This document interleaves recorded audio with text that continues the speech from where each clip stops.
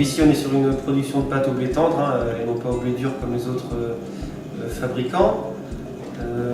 Et sur le début du process, ça va être la mise en place du blé sur les parcelles, donc qui sont à 5 km du lieu de production, donc toujours sur la commune de Languidic. On a une vingtaine d'hectares, on va dire à peu près moitié blé tendre, moitié sarrasin.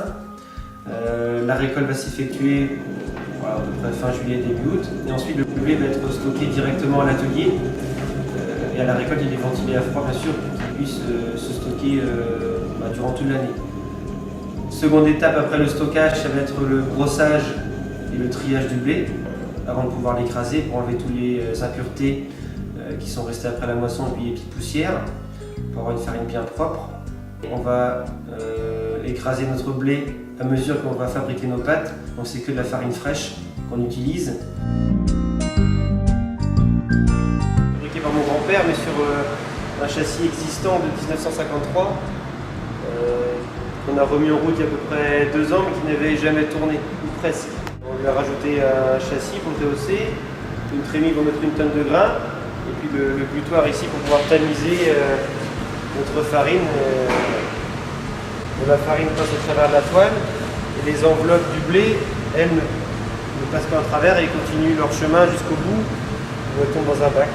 Et cette farine-là, on va la mélanger à du blanc d'œuf, du lait et du sel de Guérande, de manière à avoir une recette nature.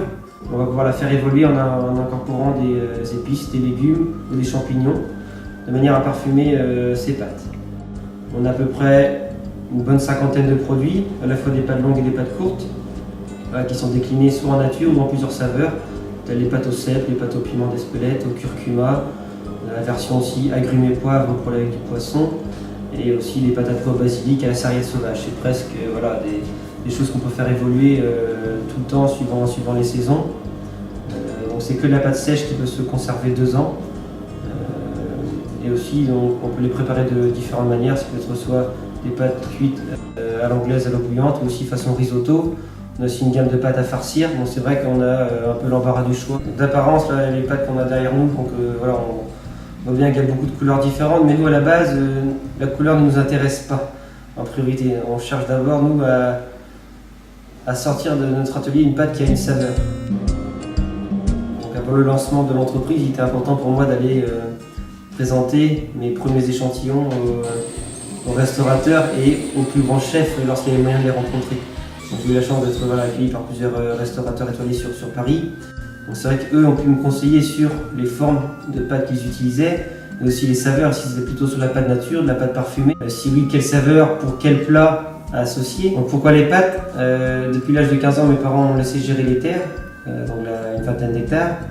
Mais je trouvais, j'étais bien sûr passionné par la céréale, mais je trouvais que c'était pas assez passionnant pour moi de faire que de la production pure et de livrer ça à la coopérative. Je voulais pas spécialement rester sur des produits classiques déjà produits en Bretagne. J'ai toujours aimé moi, un peu cette innovation et cette différence, et j'ai pu faire un stage dans la région toulousaine chez des agriculteurs qui eux transformaient déjà. J'ai pu voir effectivement beaucoup de débouchés avec une seule matière première. Et lorsque j'ai vu moi, les vieux moulins en meule de pierre et la ligne de production des pâtes, ça m'a tout de suite interpellé. J'étais passionné par ça. J'ai fait du coup tout mon stage sur ces machines.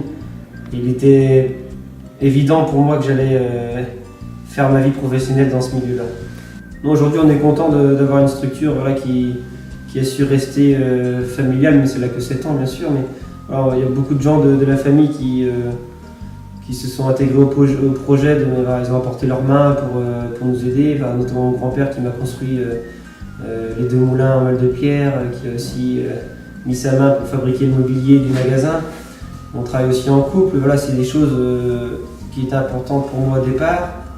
Et aujourd'hui, même si on arrive toujours à se développer, on reste toujours à 2. Et ça aussi, c'est un souhait pour l'avenir, de rester à taille humaine. C'était pas mes plus gros clients, mais mes plus grands fans, ce sont mes enfants.